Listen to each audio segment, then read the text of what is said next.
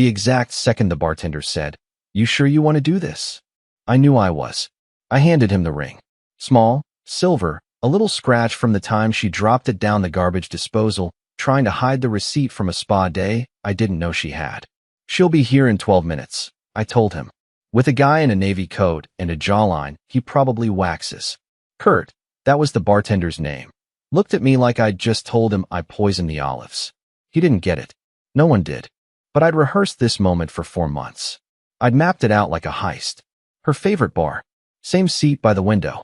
Same drink. Raspberry gin smash. 2 blackberries. No mint. I even knew which ear she'd flip her hair over when she started to flirt. I wasn't guessing. I had proof. I had data. You think I'm exaggerating? I had timestamps, screenshots, receipts, even a spreadsheet.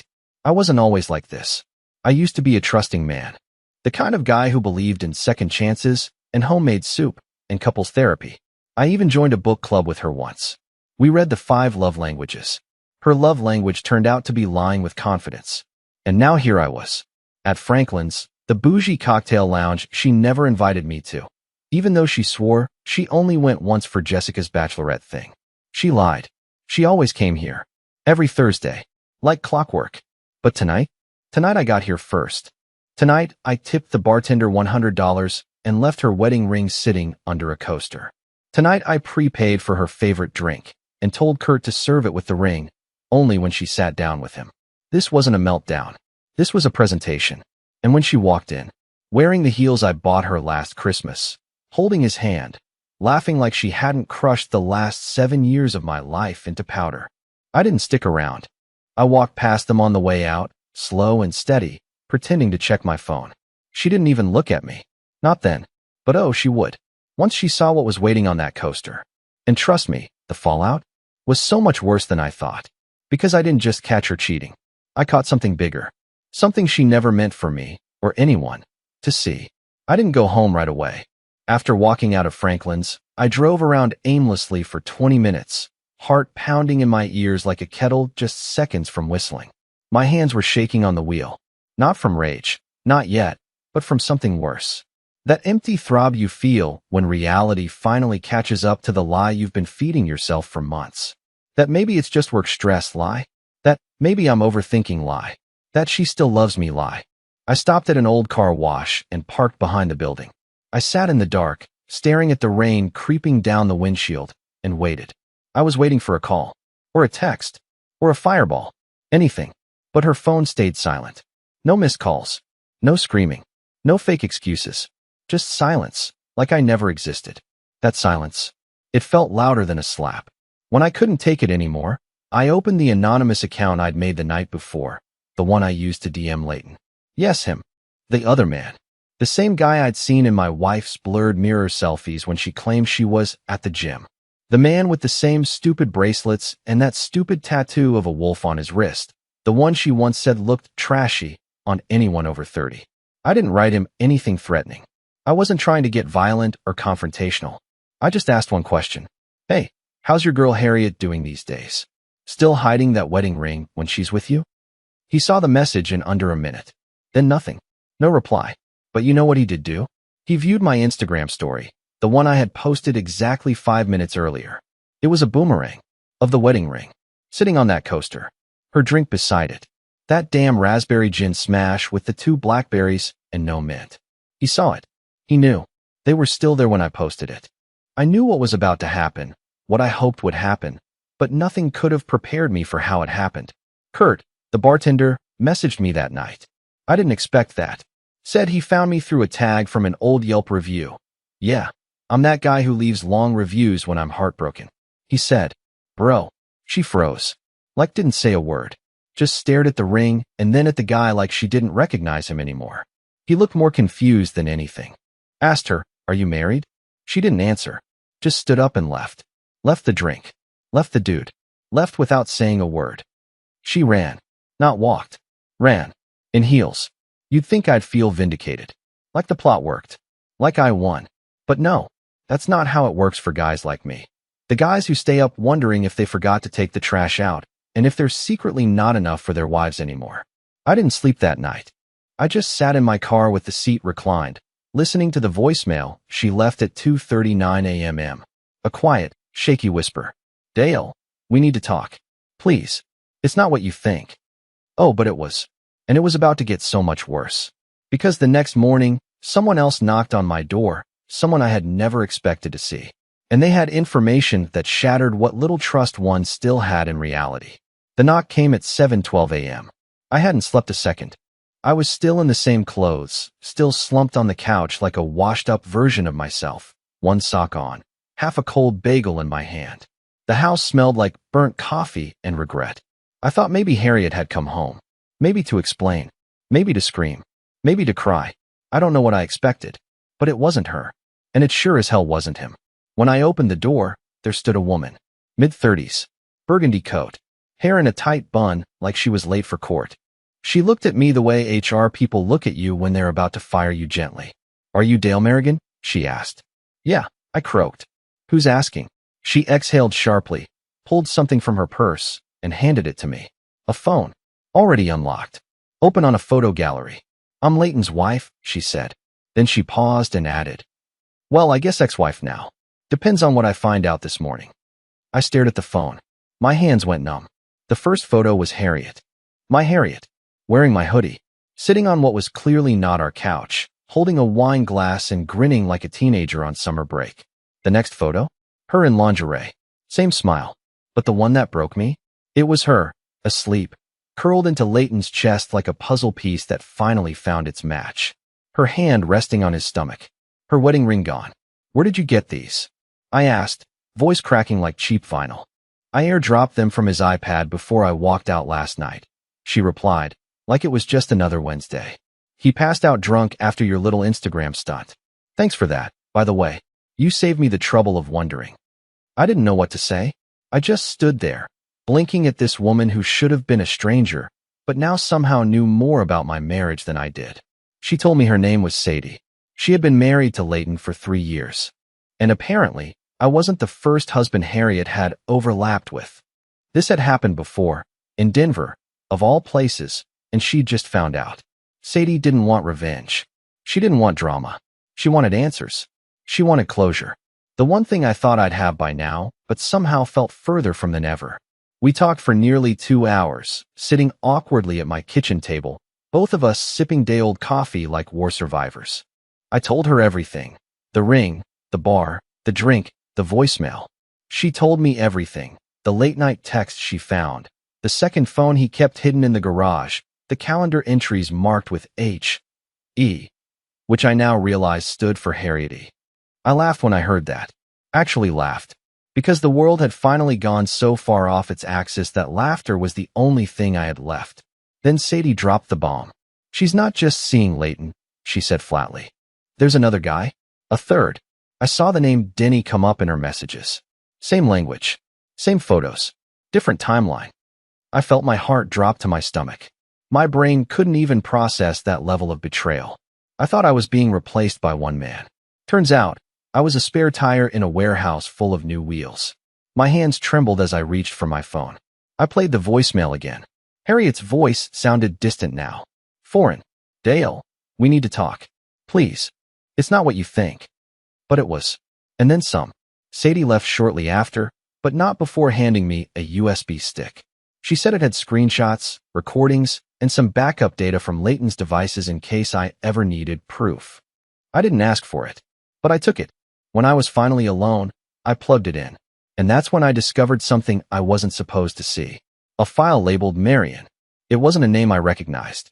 But inside that folder were 2 plane tickets, a scanned lease agreement for an apartment in Austin, Texas, and a PDF titled, Divorce Strategy, Notes. Notes she had written. About me. About what she'd say in court. About what she'd keep. About how passive, broken Dale wouldn't fight back. She was planning to leave. She had already left, mentally. And I wasn't even part of the goodbye. I wasn't just betrayed. I was phased out. Like a temp whose contract expired and never got the memo. And I wasn't going to be quiet about it anymore. It took her exactly 2 days to show up. I was in the middle of vacuuming crushed pretzels off the carpet when I heard the key turn in the door. Not knock. Not doorbell. She still thought she had a place here. Still thought she could slither in through the front like nothing had happened. Like the ring never touched the coaster. Like she hadn't just used me as emotional scaffolding while she climbed into someone else's life. I didn't even pause the vacuum. Just let the thing keep humming while she stepped in, heels clicking like a metronome for disaster. She was dressed too well. Full makeup, lip gloss, designer trench. I almost laughed. Who dresses like that to talk? She looked like she was about to give a TED talk on gaslighting. Dale, she said softly, as if I were a sick child in a hospital bed. Her voice was all fake sugar and pity. I clicked off the vacuum, stood up slowly, and didn't answer. I just stared. She took a deep breath, like she needed a moment to recover. I saw the ring. At Franklin's, she said finally, her voice catching like it was stuck between panic and performance. That was cruel, Dale. Cruel. That word hit me sideways. I stepped toward her slowly and asked, "You want to talk about cruel?"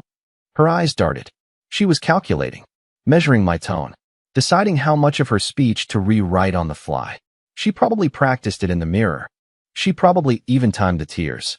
And yet, she didn't cry. Not yet. Her body was stiff. Chin up, like a queen trying to look graceful while the castle was still burning. "I didn't mean for it to happen," she whispered. There it was. The hallmark apology. I wanted to scream, but I didn't. I just nodded, reached over to the coffee table, and picked up the USB Sadie had left me. I held it out. "What's this?" she asked. "Your greatest hits," I said. Volume 1. She didn't take it. Didn't even look at it. But I watched her pupils shrink. That's when I knew. She had no idea what I'd found. I walked past her, into the kitchen, poured myself some orange juice like it was a casual Saturday morning. I didn't look back. Just kept talking, voice as calm as a sleeping baby. "I know about the plane tickets to Austin. The lease. Marion. The divorce strategy file. All of it." "Nothing." She said nothing. I think she forgot how to speak English for a second. "I even know about Denny," I added, which makes Leighton look like a warm-up act. She finally moved, a step back, like my words physically hit her. Then she snapped. "Oh, come on, Dale. You snoop around like a psycho, and now you want to act betrayed? You were never present. You spent the last year depressed, obsessed with your stupid routines, too afraid to leave the house unless it was to buy discounted soup or look for car wax." There it was.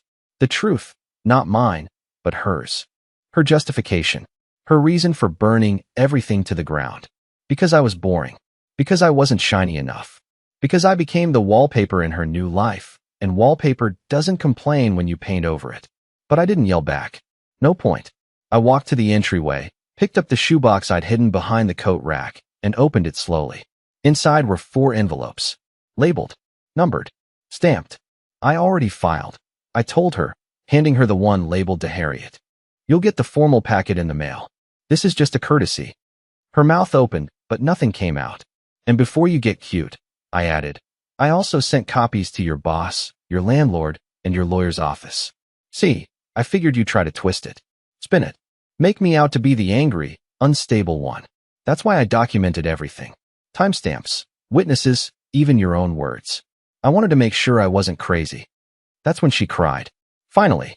Not for me. Not for what she did. But for the moment, she realized she lost control of the story. "You're not even going to hear me out?" she sniffed, voice cracking as she sank into the nearest chair like she was the victim in all this. I tilted my head, actually considering it, then said, "No, because I did hear you.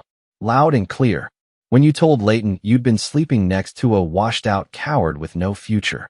Her eyes snapped to mine. "Yeah, I had the voice messages, too. Leighton recorded one and saved it to his cloud. Sadie found it. Sent it to me with a smiley face emoji. She's cold like that." Harriet didn't say another word. Just sat there shaking, mascara starting to slip down her cheek. Finally looking like the storm inside matched the storm she'd left behind. But the thing is, she still didn't know the worst part. Because someone else was coming. Someone I hadn't told her about. And what he brought with him would make every lie she told explode. The funny thing about betrayal is that once you spot one lie, it stains everything. Even the memories you thought were safe. A week ago, I would have sworn Harriet's laugh was genuine when we watched old cartoons together. Now, I hear it in my head and wonder if she was laughing at me the entire time. She was still in the kitchen that morning, slouched in the chair like someone waiting for a sentencing. I let her stew there, gave her nothing but silence while I cleared a few dishes. Not to be dramatic, I just needed something for my hands to do. If I didn't, I was afraid I'd either scream or start sobbing like a child, and neither one of us deserved to see that right now. The doorbell rang at exactly 8:04 a.m. Harriet flinched. I didn't. I had been waiting for this. When I opened the door, I expected a middle-aged man with a briefcase. Instead, there stood a lanky 20-something in a thrifted blazer and a Bluetooth earpiece he wasn't using. He looked like a budget PI, the kind you'd find through a sketchy Craigslist ad. But his eyes? Laser sharp. "You Dale Merrigan?" he asked. "Yes," I said, loud enough for Harriet to hear. He nodded. "Name's Jude. I was hired to follow someone. Think you'll want to see this." He stepped inside without an invitation, like someone used to people being too stunned to say no. He carried a battered folder, stuffed full of photos and papers that looked like they'd been manhandled by the truth itself. He laid them out on the coffee table without a word, spreading them like cards in a magic trick you couldn't unsee. And then he dropped the final photo right on top, a printed screenshot of a bank transfer. $9,300. From a private account under Harriet's name. Destination? Marion Seton. I didn't even know what that meant yet. But Harriet did. The second she saw it, she stood up so fast the chair legs screeched. Her face went pale, jaw clenched, every nerve in her body suddenly screaming you weren't supposed to see that. "Where did you get this?" she snapped, stepping forward. "Relax," Jude said unfazed. "It's legal. Public enough. I'm thorough." I didn't ask how Sadie found him, or why she sent him to me. All I knew was this wasn't about Leighton anymore. This wasn't about Denny. This went deeper. I looked Harriet dead in the eyes. "Who's Marion?" She hesitated, just for a second. But that second was everything. It was the hesitation of someone trying to pick the least damaging version of the truth, and failing. It's not what you think," she whispered again. Same line. Same coward's defense. But Jude didn't wait for her to spin. He pulled out a second sheet, this one a printout of a message thread. Harriet's name. Marion's responses. The messages weren't romantic. They weren't flirty. They were logistical. Cold. Calculated. Meeting times. Transfer codes. A drop-off schedule.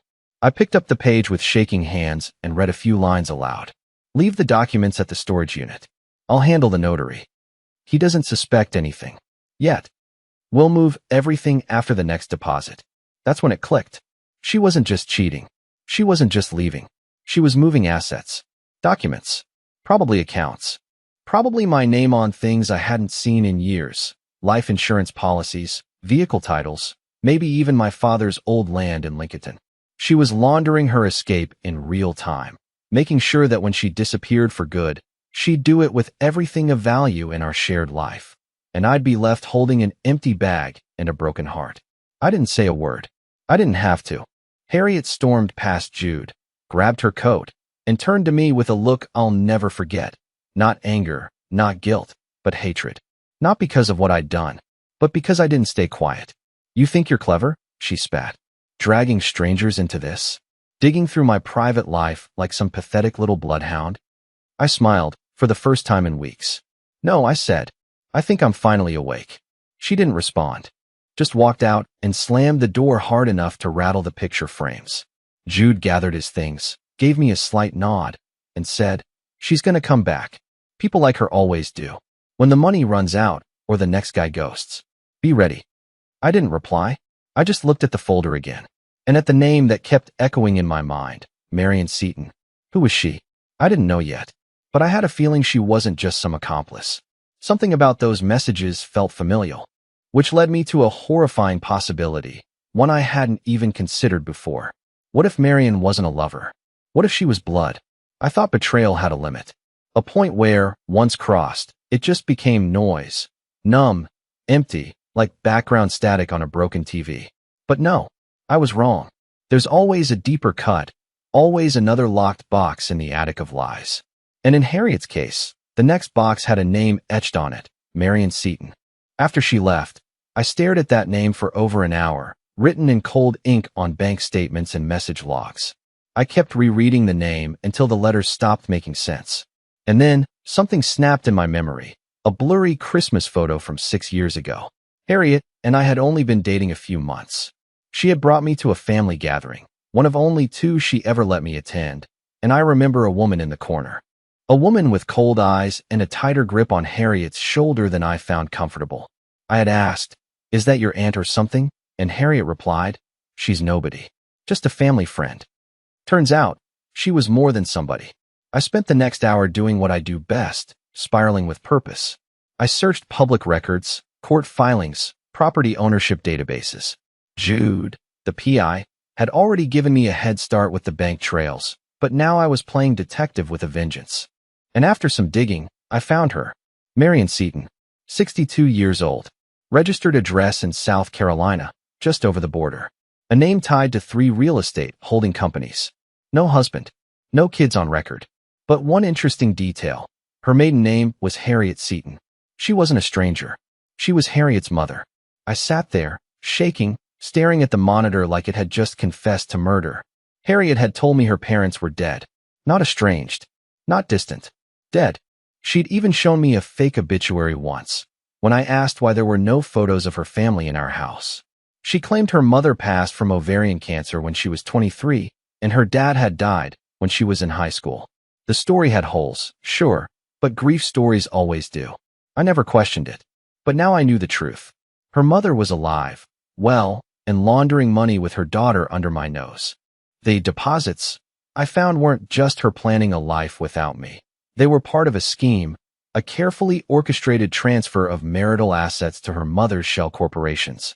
My assets, property, savings, the land deed my father left me in his will, all wrapped into the same web of lies Harriet spun like it was a craft project. And she did it slowly, like poison in small doses. Bit by bit over the last 18 months. Auto payments changed. Accounts accidentally closed and reopened in her name.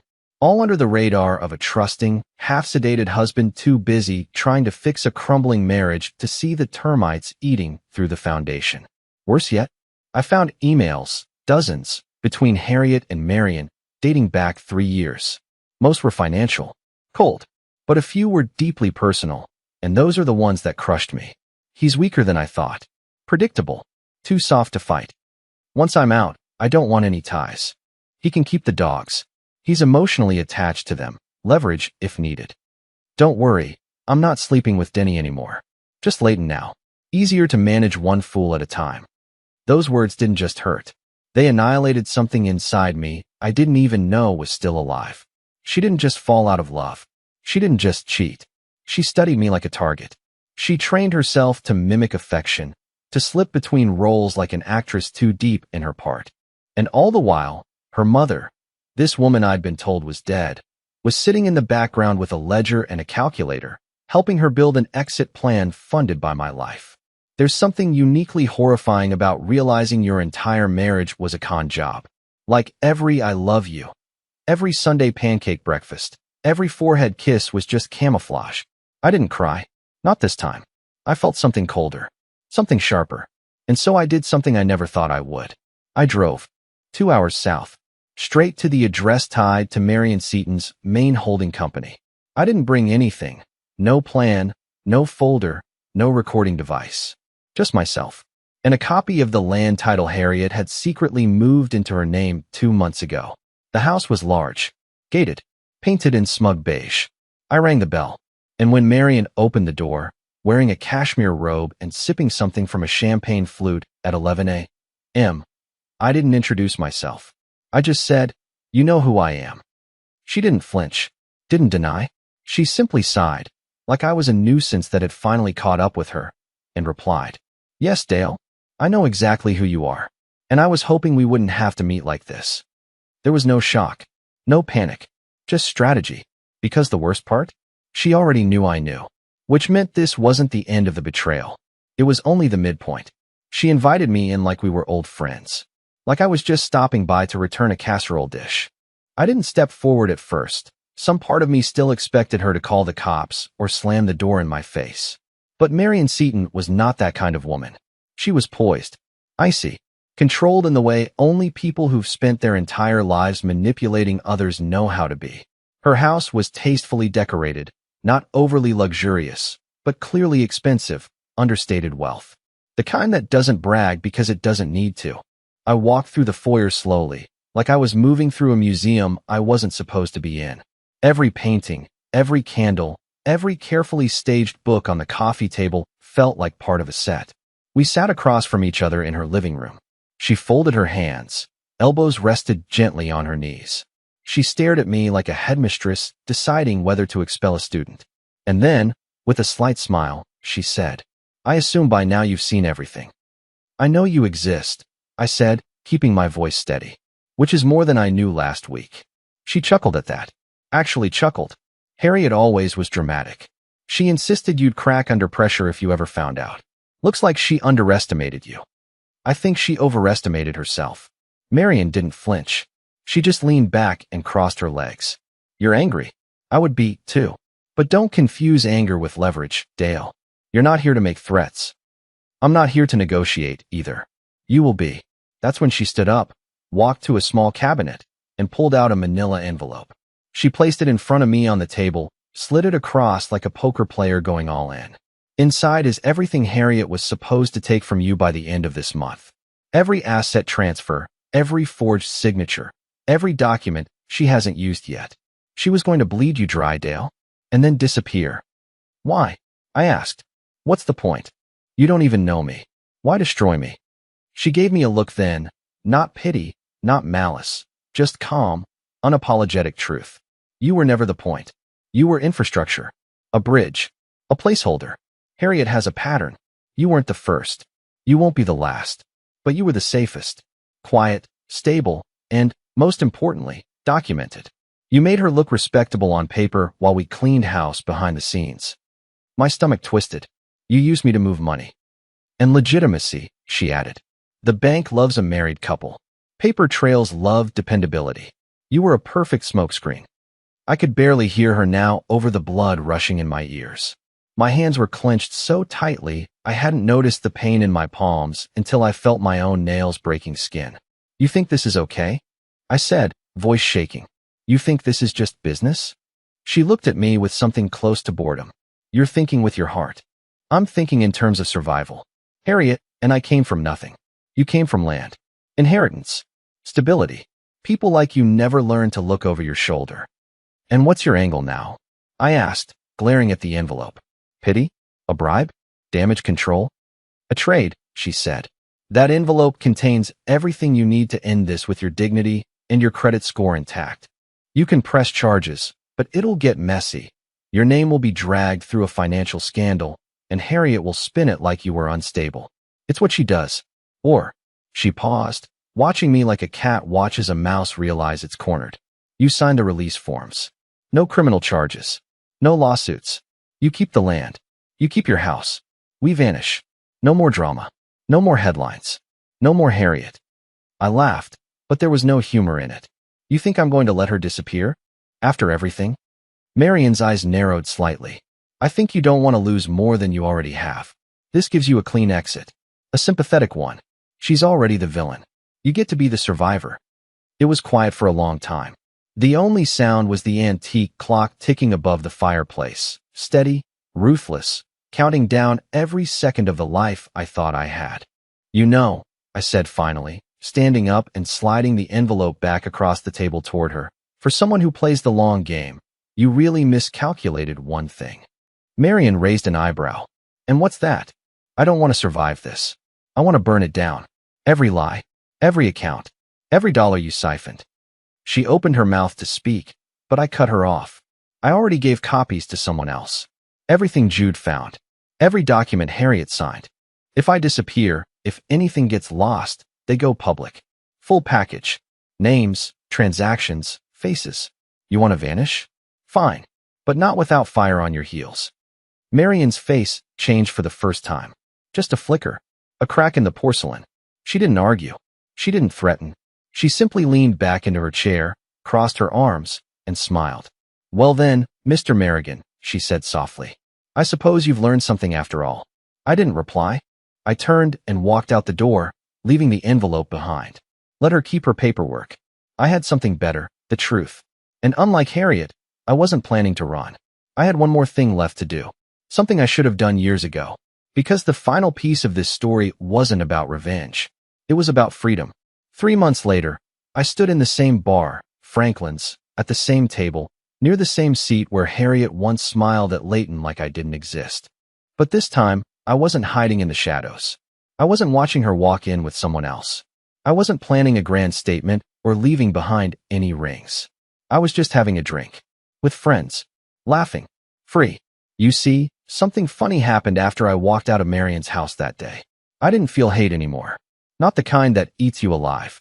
I felt something better, clarity. I realized I'd spent so much time trying to understand why Harriet did what she did, or how I could have prevented it, that I never stopped to ask the better question. What do I get to build now that they're gone? And the answer? Anything I want. After I left Marion, I didn't go to war. I didn't need to. I hired a forensic accountant, a real shark, and let the paper trail bleed on its own. I didn't have to lift a finger. The truth was already too big to bury. Harriet tried to fight back, of course. Tried to manipulate the narrative like she always had. She posted cryptic quotes on social media, painted herself as the misunderstood wife with a paranoid ex. She even filed a temporary injunction claiming I was harassing her through third parties. But she underestimated me, again, because this time I didn't break. I didn't post rage. I didn't spiral. I stayed quiet, dignified. And the truth? It worked. The documentation leaked, not from me, but from one of the law clerks handling the civil case. Screenshots, memos, photos. It made its way to a local podcast that covers small-town legal scandals. The episode title? The Wife, the Bartender, and the $9,300 Lie. It went viral. Not huge, not national news, but enough. Enough that Harriet had to resign from her job. Enough that her financial network came under audit. And enough that I stopped being a joke in our friend group and started getting calls from people I hadn't heard from in years saying, "Dale, I'm sorry. We didn't know." And as for Marion, she vanished, just like she promised. My guess? Another name, another state, another pawn. I don't care. She's someone else's problem now. But me? I took a buyout from my old job, sold the house, donated half the furniture and burned the mattress, symbolically and literally. Took Murray. Yes, my loyal dog, still side-eyeing me with wisdom beyond his years, and we drove west. I ended up in Colorado. Small town. Clean air. Rented a little cabin on the edge of a pine forest and got a job managing a local bookstore. Nothing fancy. Nothing loud. But honest. Real. And somewhere between stocking shelves and walking Murray by the river at sunset, I started smiling again. Not forced. Not plastered on to hide the pain. Real smiles. I even met someone. Her name's Callie. She came in asking for a copy of The Count of Monte Cristo and ended up recommending me a weird Icelandic murder novel I would have never picked myself. She doesn't ask about my past unless I offer it. And when she laughs, it sounds like home, not performance. She doesn't know about the ring on the bar. Not yet. I might tell her someday. But not today. Today is for peace. Today is for the man I became when I finally let go of the person I thought I had to be. So if you're reading this, if you're out there thinking your life is over because someone cracked your heart open and hollowed it out, let me say this. It's not over. It's a beginning. That ring I left at the bar wasn't the end of my marriage. It was the start of my life.